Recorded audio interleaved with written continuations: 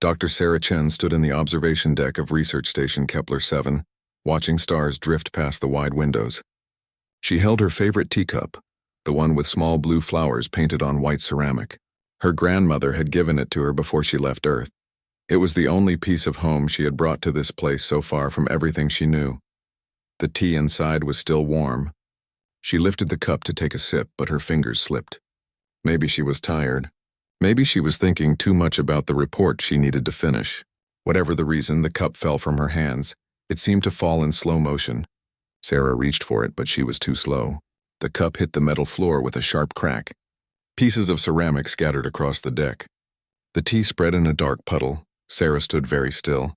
She looked down at the broken pieces. One shard still showed part of a blue flower. She felt tears begin to form in her eyes. It was just a cup, she told herself. Just a piece of ceramic. But it was not just a cup. It was a connection to her grandmother, to Earth, to everything she missed. She heard a clicking sound behind her. The Vertok made that sound when they moved quickly. Their 6 legs tapped against the metal floor in rapid patterns. Sarah turned around. A small Vertok stood there. It was young, barely past the larval stage. Its shell was still soft and light-colored, not yet the dark blue of the adults. The cub's large compound eyes focused on Sarah, then on the broken cup, then back to Sarah. The young Vertok made a high-pitched, chittering sound. Then it turned and scuttled away quickly, its legs moving in a blur. Sarah knelt down and began picking up the pieces of her cup. Each shard felt sharp in her fingers. She was careful not to cut herself. She heard the clicking sound again. The cub had returned. In its front manipulator limbs, it carried something large and heavy. Sarah recognized it as a molecular wrench, one of the standard tools the Vertok used for their endless repairs and adjustments. The wrench was almost as big as the young Vertok. The cub struggled with its weight as it approached Sarah. It chittered insistently and held the wrench out toward the broken cup pieces. Sarah understood what the cub wanted to do. It wanted to fix the cup. It thought the wrench could somehow repair the broken ceramic, put it back together, make it whole again. The thought was so earnest, so innocent, that Sarah felt her heart soften. She smiled even though tears still threatened to fall. She reached out and gently pushed the wrench down, away from the broken pieces. "Thank you," she said softly. "But some things cannot be fixed with tools. Some things, when they break, stay broken." The cub tilted its head in confusion. Its antennae waved back and forth. In Vertok culture, everything that broke could be repaired or replaced. There was always a solution, always a tool, always a way to restore function. The idea that something could not be fixed seemed impossible to the young alien. The cub set down the heavy wrench and moved closer. It reached out with one delicate limb and touched one of the broken pieces. Its antennae twitched rapidly, reading data that Sarah could not sense. Then it looked up at her again and made a softer, chittering sound, almost questioning. "It had value to me," Sarah explained, knowing the translator on her collar would convert her words to signals the Vertok could understand. Not because of what it did, but because of what it meant. "It was a gift from someone I love. Someone very far away now." The cub's chittering changed tone. It sounded uncertain now. It picked up the shard with the blue flower and held it carefully. Then it looked at Sarah as if asking a question. Sarah nodded and held out her hand. The cub placed the shard gently in her palm. She closed her fingers around it carefully. "I will keep this piece," she said, "to remember." She gathered the other pieces and stood up. The cub followed her to the disposal unit, chittering quietly. Sarah threw away most of the broken cup, but she kept the one shard with the painted flower. She would find a way to preserve it to keep it safe. When she turned around, the cub was still there, watching her. Its large eyes reflected the stars beyond the windows. "What is your designation?" Sarah asked. The cub made a complex series of clicks and whistles. Sarah's translator processed it and displayed text on her wrist screen. "Takur." "Hello, Takur," Sarah said. "I am Sarah." The cub chittered again, and Sarah's translator showed a simple acknowledgement. Then Takur did something unusual for a Vertok. It reached out and very gently touched Sarah's hand. Just for a moment. Then it turned and scuttled away. Sarah watched it go. She looked down at the shard in her hand. The blue flower was still visible, still beautiful even on the broken piece. Later, in his office, Commander Zexath reviewed the security recordings. He watched the scene in the observation deck. He noted the young Takar's behavior with interest. The cub had shown excessive curiosity about the human. It had tried to use a tool for a purpose outside standard parameters. This was unusual. Commander Zaksath added a note to his daily log. Juvenile designation Takar displays anomalous behavior patterns. Increased interest in human crew member. Attempted application of repair tools to non-functional purpose. Recommend monitoring for protocol deviation. He closed the report and returned to his other duties. But something about the incident stayed in his mind. He could not classify it properly. The young Virtak had been trying to fix something that could not be fixed. And somehow the human had understood this. She had not been angry or frustrated with the cub's attempt. She had been grateful. Commander Zaksath did not understand gratitude for failed solutions, but he filed the observation anyway. Perhaps it would become relevant later. Over the following weeks, Sarah noticed Takar everywhere. The young Virtak seemed to appear whenever she took her breaks. When she sat in the observation deck, Takar would be there, pretending to check maintenance panels. When she worked in the botanical bay, she would hear familiar clicking sounds behind the plant shelves. At first, Sarah thought the cub was just curious. Humans were still new to the Virtak after all. The station had only been a joint venture for 2 years. But as time passed, she realized Takar was not interested in humans in general. The cub was interested in her specifically. Or rather, in the strange things she did. One day, Sarah was tending the small garden she had started. She grew vegetables and herbs even though the station had perfectly good food synthesizers. The Virtak found this deeply confusing. Why waste space, water, and time growing food when machines could make it instantly? Kerr approached while Sarah was watering tomato plants. The cub's antennae waved rapidly as it processed the scene. Inquiry, Takar's translator said. Purpose of growth activity? Food synthesizer efficiency rating 97%. Plant growth efficiency rating 12%. Logic unclear. Sarah smiled and continued watering. It is not about efficiency, Takar. It is about connection. These plants connect me to Earth. They connect me to the people who grew plants before me, going back thousands of years. And when I eat a tomato I grew myself, it tastes better than anything from a synthesizer. Takar tilted its head. Taste difference measurable? Not in a way you could measure with instruments, Sarah said. But yes, to me there is a difference. A big one. The cub reached out and gently touched a tomato leaf. Its manipulator limb was surprisingly gentle. Sarah could see Takir processing information, trying to understand something that did not fit into logical categories. Another time, Takir found Sarah listening to music in her quarters. The door was open and the cub stopped in the corridor, its whole body going still. Sarah was listening to an old Earth song, something with strings and a piano. Takir's antennae vibrated in time with the sound waves. After the song ended, the cub entered and chittered a question. Music, Sarah explained. It is organized sound that creates emotion. Sound pattern serves communication function? Kerr asked, not exactly. It does not communicate specific information. It communicates feelings. This song makes me feel peaceful. It reminds me of my home. Sound creates memory activation. Purpose? Sarah thought about how to explain. Sometimes, Takir, the purpose is just to feel something. Not everything needs to have a function beyond that. The cub was silent for a long time. Then it made a low humming sound, almost like it was trying to sing. It was not quite right, but Sarah appreciated the attempt. One evening, Sarah showed Takar something special. She had been researching human cultural practices to share with her alien colleagues. She pulled up images on her display screen. This is called kintsugi, Sarah explained. It is an old art form from Japan on Earth. When pottery breaks, instead of throwing it away or hiding the cracks, artists repair it with lacquer mixed with gold. The breaks become part of the beauty. They make the object more valuable, not less. Takar stared at the images. Broken bowls and cups, their cracks highlighted with gold veins. The repairs were not hidden. They were celebrated, made into art.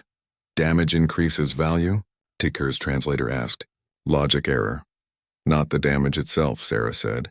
But the history, the survival. The object broke and was repaired. It has a story now. It has lived through something. That makes it more interesting, more beautiful, more real. She pulled out the shard from her grandmother's cup. She had mounted it in a small clear case. Like this. I keep it not despite the break, but because of it. It reminds me that beautiful things can break and still have meaning. Tigger reached out and traced the edge of the case with one limb. The cub's eyes reflected the light on the blue-painted flower. Humans value broken things, Tigger said slowly. We value the story of how things broke and how they were repaired, Sarah corrected gently. We value resilience, the ability to survive damage and continue. Vertok prevent damage, Tigger said. Eliminate possibility of breaking. Maintain perfect function. And that works for you, Sarah said. But humans are different. We break, we fail, we make mistakes, and we learn from those experiences. They shape who we become. Over the next days, something changed in Tigger. The cub began asking questions that other Vertok found disturbing. During group maintenance sessions, Tigger would pause and ask things like, what if the optimal solution is not the correct one? Or what if broken is not the same as wrong? The adult Vertok did not know how to respond to such questions. They would restate standard protocols and return to their tasks, their movements slightly more agitated than usual, Commander Zexath noticed. He added more notes to Tigger's file. The cub was developing thought patterns outside normal parameters. This was concerning. The Vertok valued conformity, predictability, and logic.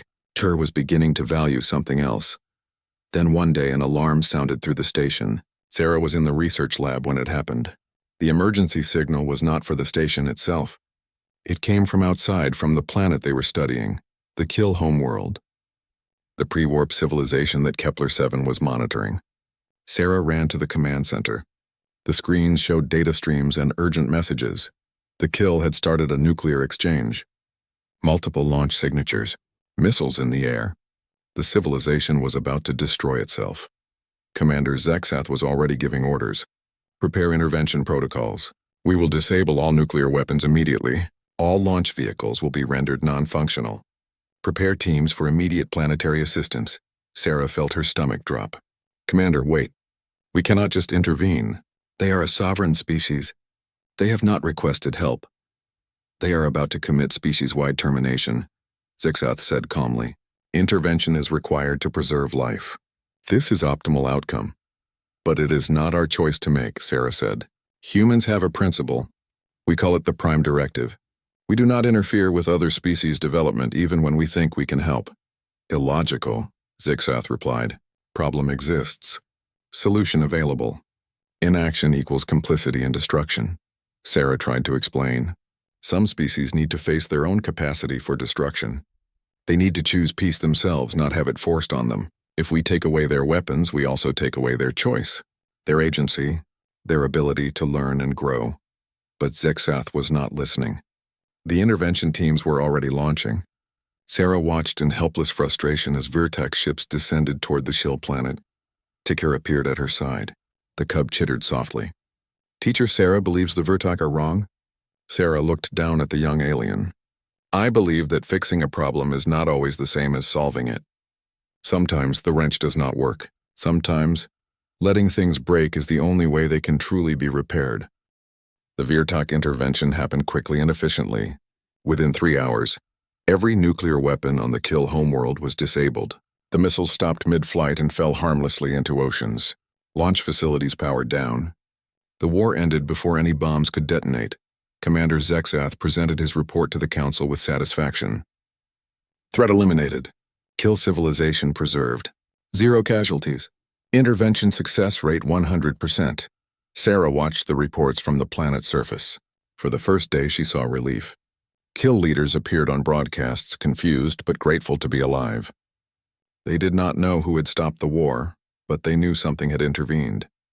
But on the second day, things began to change. Religious groups claimed it was divine intervention. Different factions argued about which god had saved them and why. Some said it was a sign they were meant to dominate other regions. Others said it meant they should surrender to their enemies. Within hours, peaceful disagreements became violent arguments. By the third day, the Kill government began to fragment. Without the unifying threat of nuclear war, old tribal hatreds resurfaced. Regions that had been cooperating against a common enemy suddenly remembered ancient grudges. Violence broke out in cities across the planet. Sarah compiled data and brought it to Commander Zexath. Look at these reports. The intervention stopped the nuclear war, but it created a different kind of chaos. The Kill are fighting each other in new ways.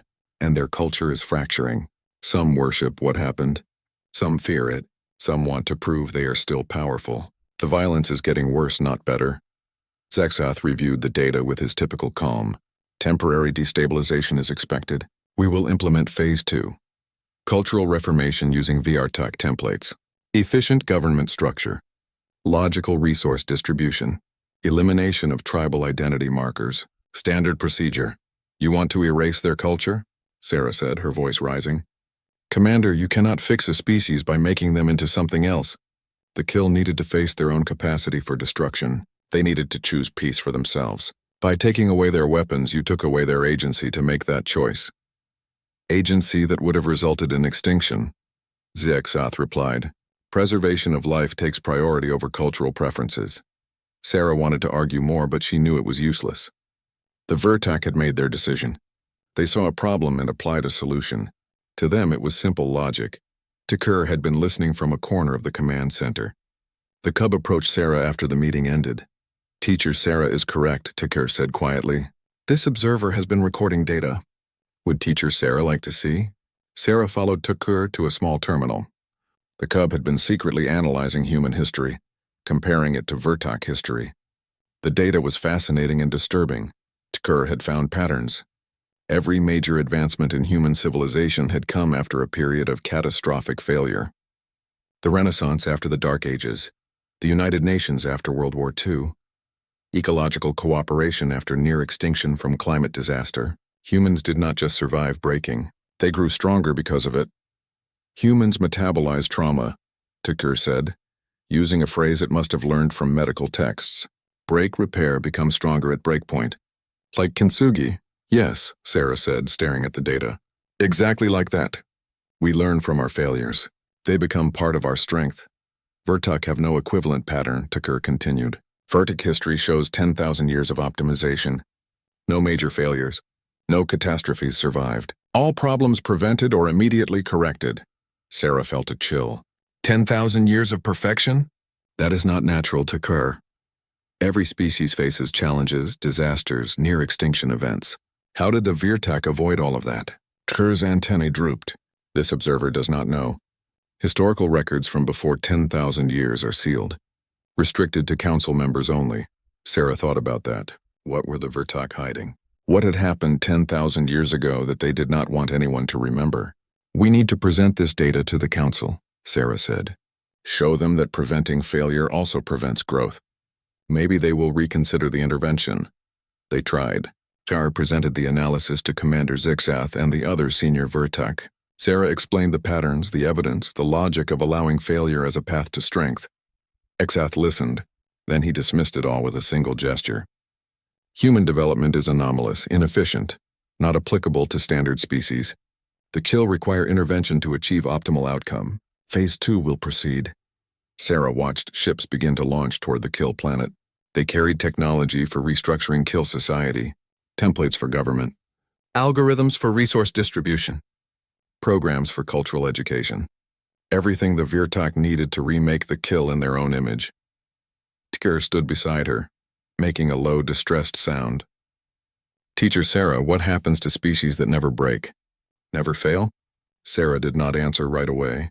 She was thinking about the sealed historical records, about 10,000 years of perfect stability, about a species so afraid of failure that they had engineered it out of existence. I do not know, she said finally, but I think it means they never truly heal. They just hide the wounds. That night, Sarah made a decision. She could not stop the Vertac intervention through official channels, but she could show them what happens when wrenches fail. She could give them an alternative perspective. Even if it meant breaking the rules, she began planning. She would need a shuttle.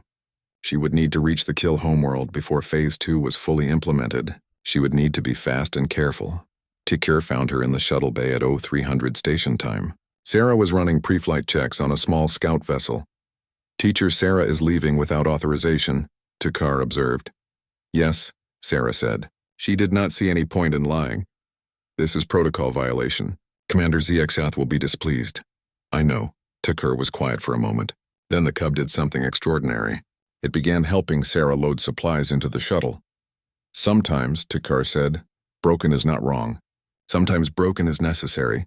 Sarah smiled and touched the cub's shell gently. Thank you, Tukur. An hour later, Sarah launched. Alarms sounded through the station immediately.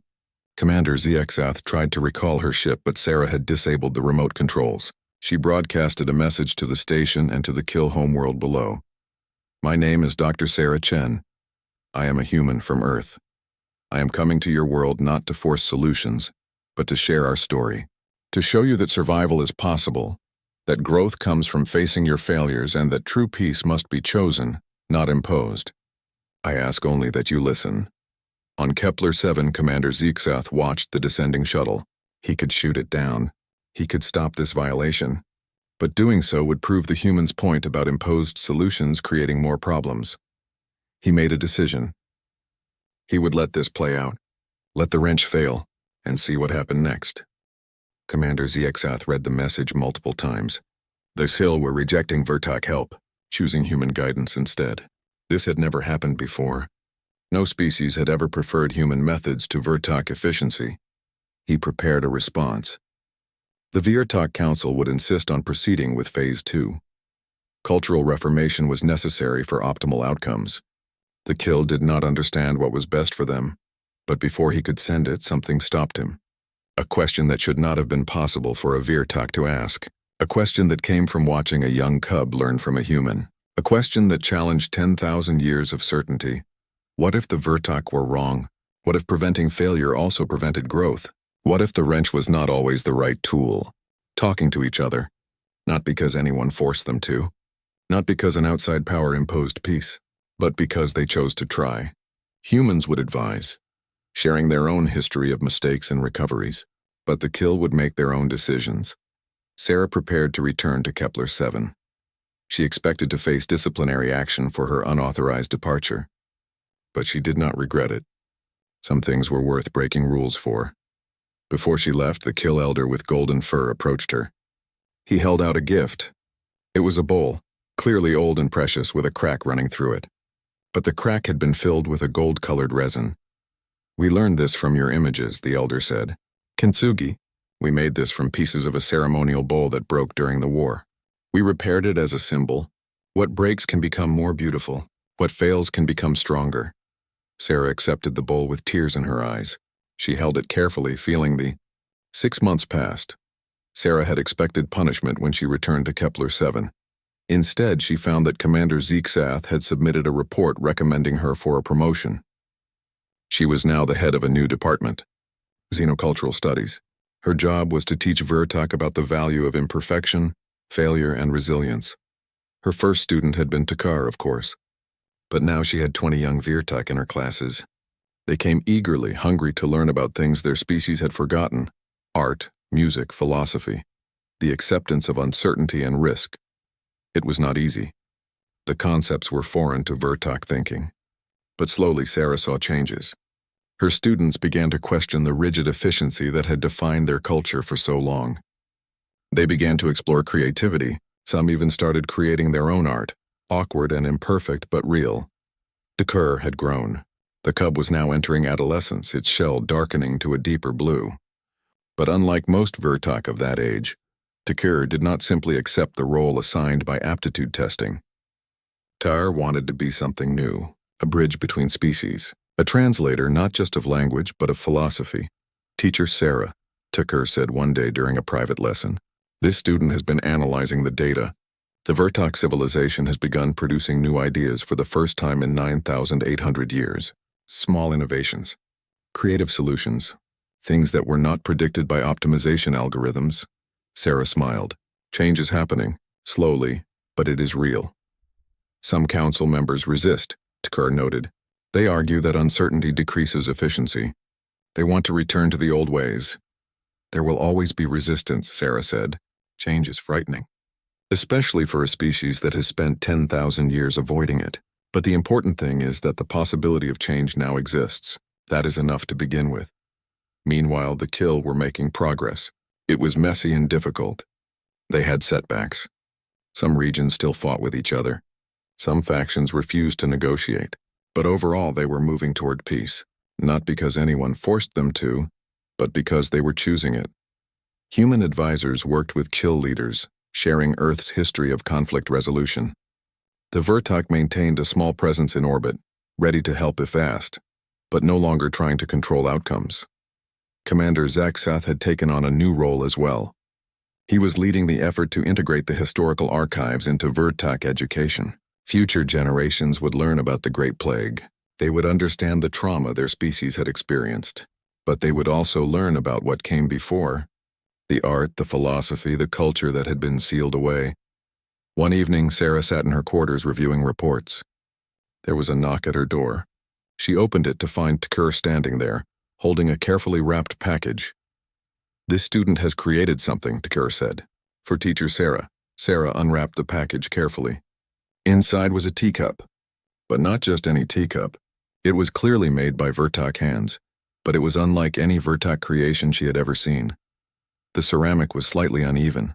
The glaze had variations in color, swirls of blue and white that were not perfectly uniform. There were small imperfections left deliberately unfixed, and running through the cup in beautiful golden lines were seams, not cracks that had been repaired. These were intentional marks put there as part of the design. A Vertok interpretation of kintsugi. Sarah held the cup gently, her eyes welling with tears. "I broke it 17 times while making it," Tukur said, and Sarah could hear something like pride in the translated words. "Each time I repaired it, each time I added gold seams." Each break taught this student something new about forming ceramic, about heat distribution, about the properties of materials. By the 17th attempt, the student achieved success, but all 17 attempts are present in the final form, all the failures visible in the gold. Sarah set the cup down carefully on her desk. She pulled Tukur into a hug, something she had learned the young Vertok had come to tolerate and even enjoy. "It is perfect," she whispered. "Perfectly imperfect." "This student has one question," Tukur said after they separated. "The old cup, your grandmother's cup, broke by accident. This new cup contains intentional breaks. Are they the same?" Sarah thought about the question. "Not exactly. The old cup's break taught me about loss and acceptance. Your cup's breaks taught you about persistence and learning. Both kinds of breaks have value. Accidental breaks teach us to adapt to what happens to us. Intentional breaks teach us to learn from experimentation. Both make us stronger in different ways." Tukur's antennae waved in the pattern Sarah had learned meant understanding. This student comprehends. Humans learn from both their mistakes and their experiments. Vertok eliminated both. We prevented accidental failures and prohibited experimental failures. We thought this made us strong. It made us rigid. "You are learning now," Sarah said gently. "That is what matters." That night Sarah made tea. Real earth tea from leaves she had grown in the botanical bay. She used Tukur's cup. The tea tasted like home, like connection, like hope. She sat by the window and watched the stars. Kerr joined her after a few minutes. The young Vertok had learned to appreciate these quiet moments. Sarah poured tea into a second cup and offered it to her student.